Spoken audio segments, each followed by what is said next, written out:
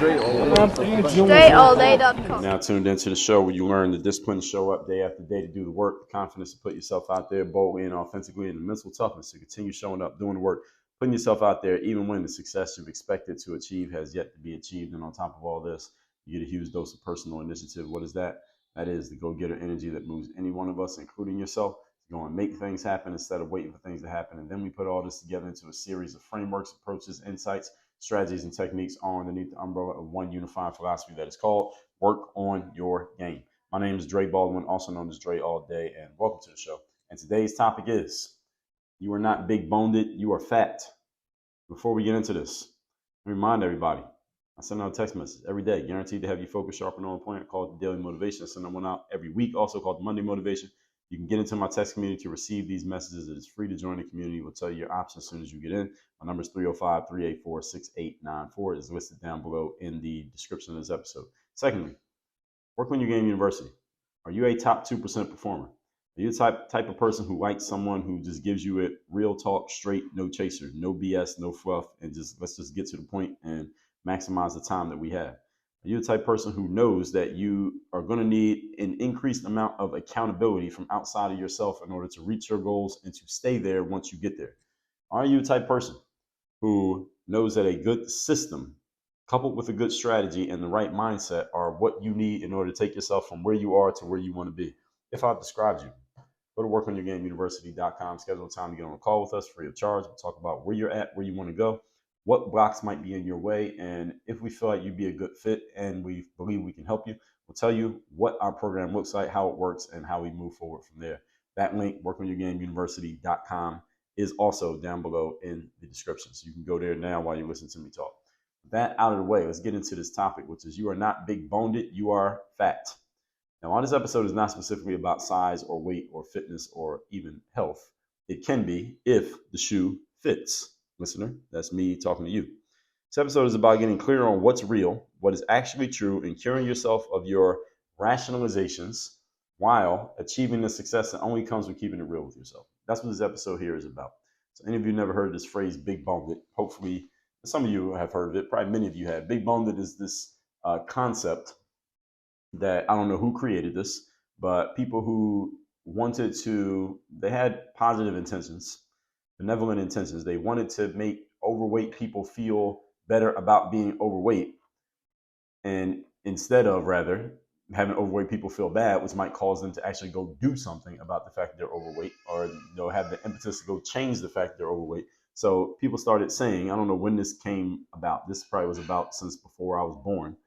And what they do is they tell overweight people, oh, well, you're not actually fat. You just have big bones. Your bones are very big. Your bones are bigger than a skinny person's bones. And that's the reason why you are the size that you are. It is actually silly when you actually think about the human anatomy that the size of the bones, because the size of the bones will only just make you taller or longer or maybe possibly wider as far as your overall frame. But it would not, the actual fat that accumulates on your body does not come from your bones. Fat comes from the stuff that you're actually taking into your body. It's in your cells. It has nothing to do with the bones.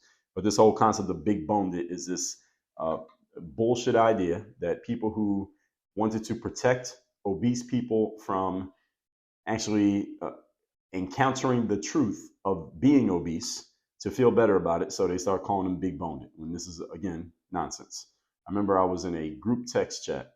This is probably about 2018. With 3 or 4 other gentlemen. And one of these guys in the chat, actually 2 of the guys in the chat were trying to lose some weight. And their challenge was trying to lose weight, and they were moving kind of slow with the weight loss. And one of the 2 guys who was moving slow with the weight loss, we were in this group chat, we were clowning and ridiculing these 2 guys for not losing weight fast enough and for being overweight. We were ridiculing them for being overweight, which is just something that we did in that particular group text chat. And one of the overweight guys said, well, the reason why me and this other guy are overweight is because y'all have, and he was talking to us guys who were not overweight, he said, y'all have more skinny frames, and me and this other guy who are overweight, we are husky. That was his word. He said, we're husky. I said, what the fuck does that mean, husky? Husky is just another form of big boned. All right, it's just another euphemism for I'm not actually fat. I just have a body type that makes me have all this weight, which is complete bullshit. And he was ridiculed even more for even trying to use that escapism clause of calling himself and his partner there husky, when the fact is they were both just simply overweight. So what we're going to talk about here today is getting real and honest with yourself about what the situation actually is, and stop telling yourself bullshit rationalizations and make it seem okay when it's actually not. Point number one. Topic once again is you're not big boned, you're fat. Number one, the number one most important realization for your future success, folks, is you must remove your self-serving delusions. Number one most important thing for your future success is you must eliminate all of your self-serving delusions. What is a self-serving delusion? It is a rationalization that you give yourself over and over again that makes you feel good about a situation upon which you should not be feeling good. I talked about this in episode number 2456, Confronting Your Rational Lies. I just broke the word rationalize down into two words, rational lies, because that's all it is. Rationalizing is just the process of making up a story in your mind that makes a situation that's not okay seem okay. That's what rationalization means. I remember I was playing on this traveling basketball team called the Harlem Ambassadors back in 2006. You don't know who the Harlem Ambassadors are. There's another team related called the Harlem Globetrotters. Everybody heard of the Harlem Globetrotters? The little show basketball team with the red, white, and blue basketball, and they do tricks and funny stuff for the kids, and the guys do slam dunks. You heard of that?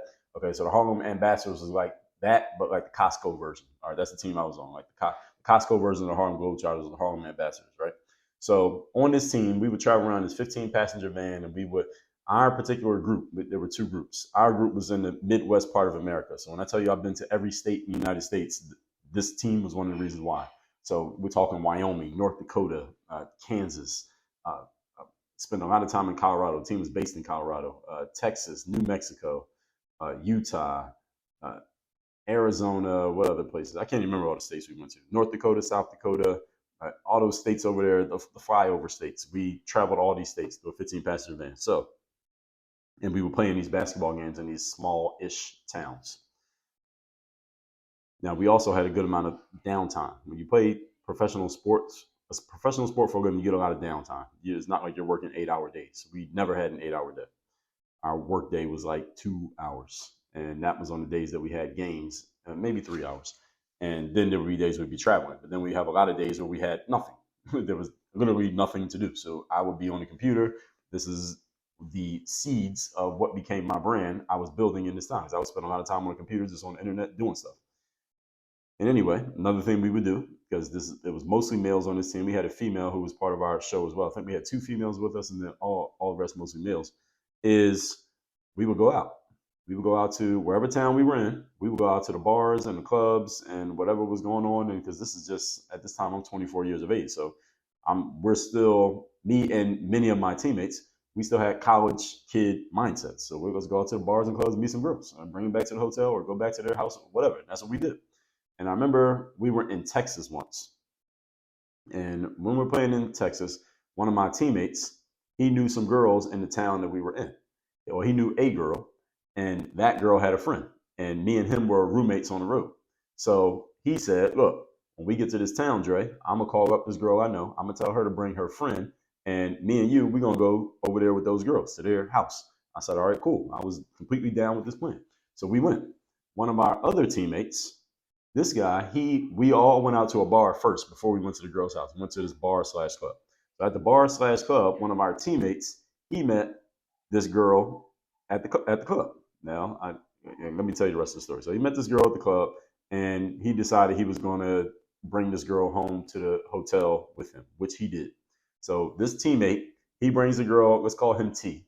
He brings the girl home to the hotel with him. Me and my other teammate who knew the girl in town, we go to the girl's house. So when we come back from the girl's house, because we had to come back. We didn't stay the night at the girl's crib because we had to be on the 15-passenger van because we were traveling the following morning. And we had to be on the bus at like 6 a.m. or something like that, the van to drive off.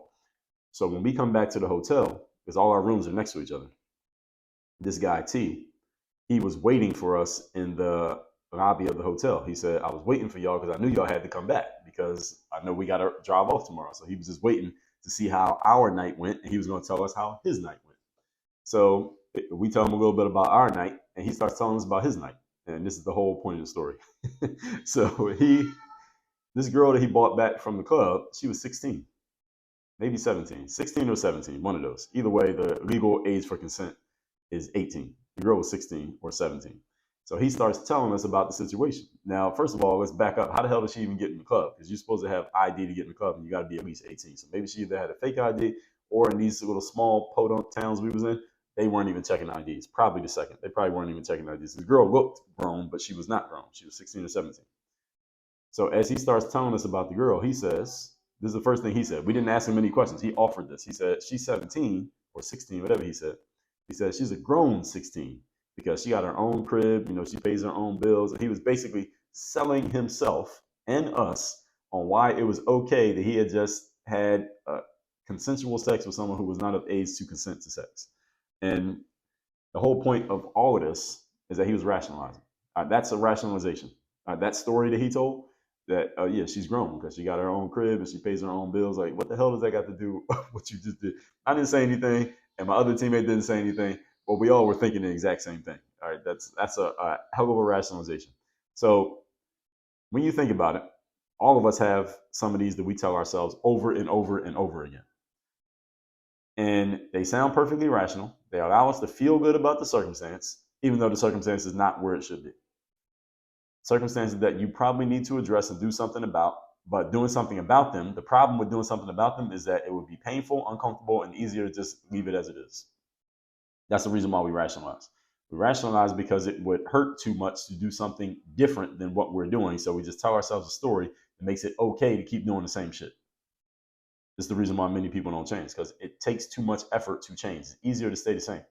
This is also known as the law of inertia. It's easier to allow an object not in motion or in motion to remain not or in motion rather than change the status of that object. Because it takes more energy to change the status of a situation than it takes to allow a situation to remain as it is. Again, that is the definition of the law of inertia. It's easier to just keep telling yourself the lie and do something. No human is devoid of rationalizations. Everybody listening to this has some rationalizations you've been telling yourself. Hey, I know I need to clean out the garage, but the kids are home this weekend from college, so I'm not going to do it. I was a big football game on. I'm tired. Now my back hurts. My wife is getting on my nerves, so I'm gonna punish her by not cleaning the garage. You just keep giving yourself different stories that makes it okay to not do the thing that you know you need to be doing.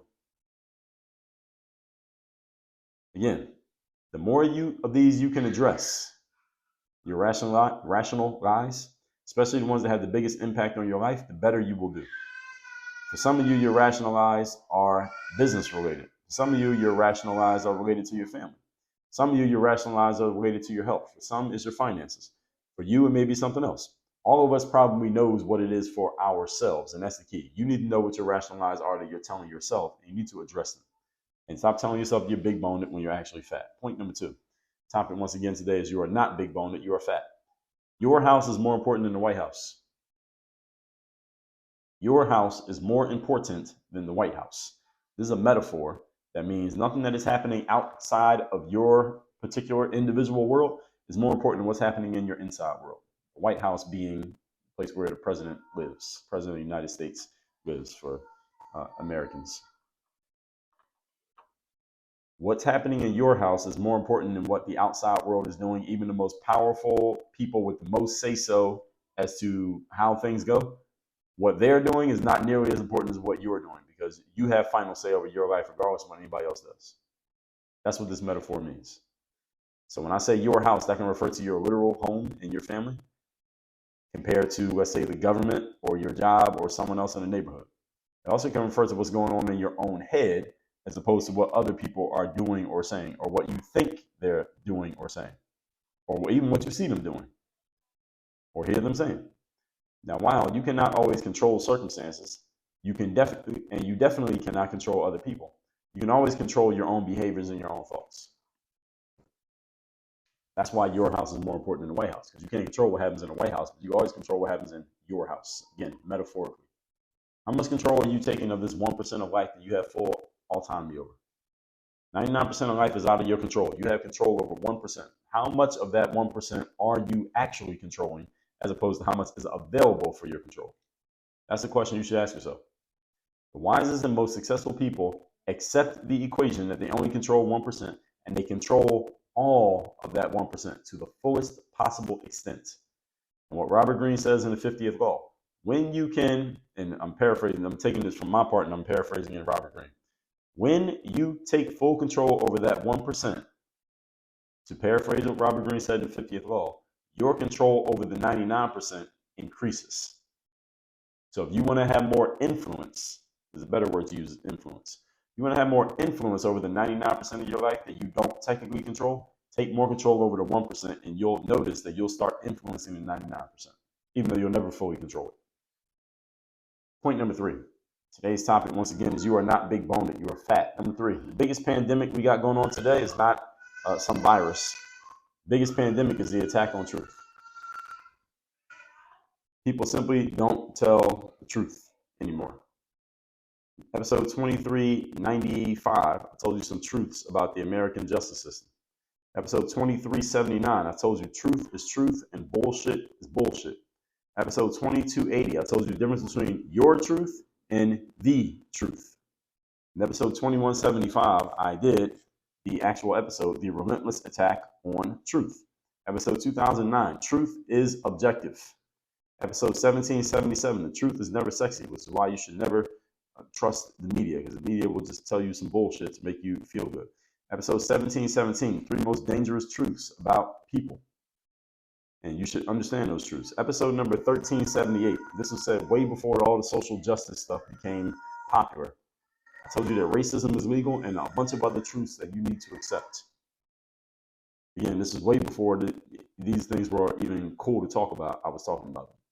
And just a couple of weeks ago, I told you about Deion Sanders and the death of truth telling. It's not really about Deion. It's about people not being willing to tell the truth because everyone's trying to be buddy and friendly and depending on who the subject is. In episode 2737, I told you facts are not the truth. So as you can see, I've been talking about the truth for a while. The biggest pandemic we got today is there's a widespread, ongoing attack on truth and people who have ballsy enough to actually tell the truth. I've talked about this from many angles. Again, as I just gave you an example, from sports to politics, social issues, journalism, all of it. The most important truth is being attacked for all of us these days is the lack of truth we have when looking in the mirror. This is the most important bullshit that we got going on. One thing when you're not telling the truth about other people. It's another thing when you're not telling the truth to yourself, about yourself. What are some lies you are telling yourself? And I've talked about a whole lot of these.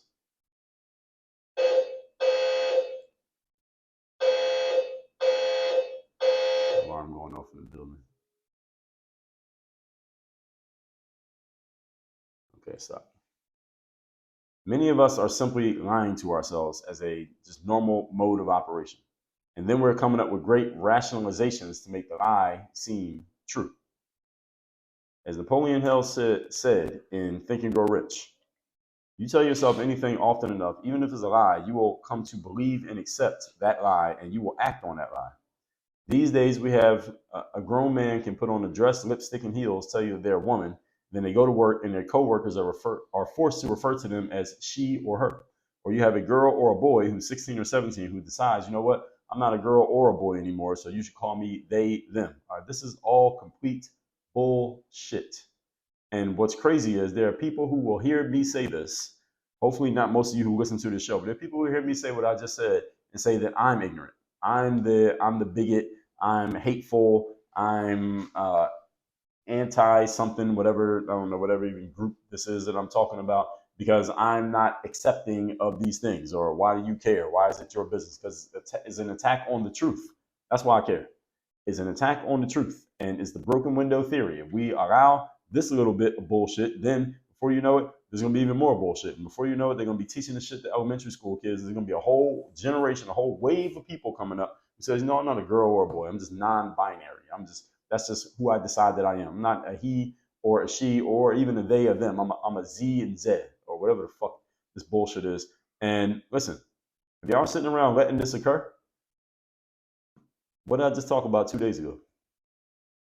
Anytime you don't uphold a standard that you see as a standard, you're responsible for the bullshit that results and the bullshit that results from the result.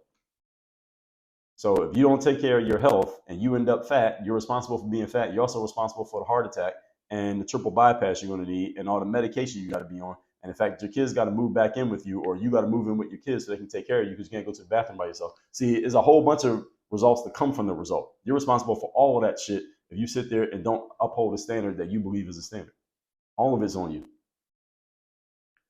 The result and the results of the results. This is all a complete attack on the truth. The most important truth that is being attacked is the self-truth of the man who is passing himself off as a female. All right, that's an important truth that's being passed off. And people are accepting this these days because they're being bullied into not saying anything. A level below that are people who are going along with the lie. And again, talking to a man as if he's a woman. Oh, my pronouns are she and he, she and her. But this guy has a beard and a deep voice and an Adam's apple and hair on his legs talking about I'm a female. Fuck your pronouns. And as long as there are people who are willing to accept this, then the stuff is going to keep getting pushed. Because what happens is these people just build themselves into a bubble. They hang in that bubble with the other people who are accepting it. And the bubble is growing because you got more and more cowards who won't say anything. And then they become the insiders. And then people like me who are actually telling the truth, I'm the outsider. I'm the one who's crazy because everybody else is accepting and believing this bullshit. What we need these days is more people with balls. I've done episodes on this already. So we're not going to go deeper into that. But that's what we need these days. More people with some balls who are willing to actually tell the truth. And the truth tellers, because they're in such short supply, it actually helps me because I have very little competition. Anyway, let's recap today's class. You're not big boned, you're fat. Point number one, the most important realization for your future success is you must point out and remove all your self-serving delusions, all the nonsense that you tell yourself, the rational lies that you have bought and sold to yourself and bought in full. You need to call yourself out on that bullshit and stop telling yourself lies. Number two, your house is more important than the White House. In other words, what's happening in your world is more important than what's going on in the outside world. You control 1% of life. More control of that 1% you assume, the more influence you have over the 99%, which you don't ever fully control, but you can influence. Number three, the biggest pandemic today is the attack on truth. People unwilling to actually state the truth. People unwilling to state that there are actually two genders, not four, not six, not an unlimited number, not what you feel like when you woke up today, not what you choose to identify as, just two, male and female, penis, vagina. I talked about this from many angles, not just that one, but sports world, politics, social issues, race, journalism. The most important truth is, again, that we are allowing people to just lie to themselves. They lie to themselves in the mirror, then they go out into the world and announce to you that they told a lie to themselves, and you must accept the lie they told to themselves because that's what makes them feel affirmed and accepted and unattacked and not harassed, and they feel like they're in a safe space. Fuck your safe space. Life doesn't have safe spaces. Life itself is a dangerous space. That's the way it's supposed to be. And the more dangerous you are, the less in danger you become. That's the truth. That said, make sure you text me so you're in my text community. My number is 305-384-6894. Work on your game university. I mean, you listen to this episode and you listen to enough episodes of this show, I think you got a pretty good feel for who you're listening to. You know who I am. You know what I'm about. You know my approach. You know, I'm no bullshit. All right. I'm going to tell you the truth. I tell truths on this show that I know turn some people off. If you're still listening, then you're my person. Go to workonyourgameuniversity.com. Mindset, strategy, systems, accountability. Work on your game. Dre, all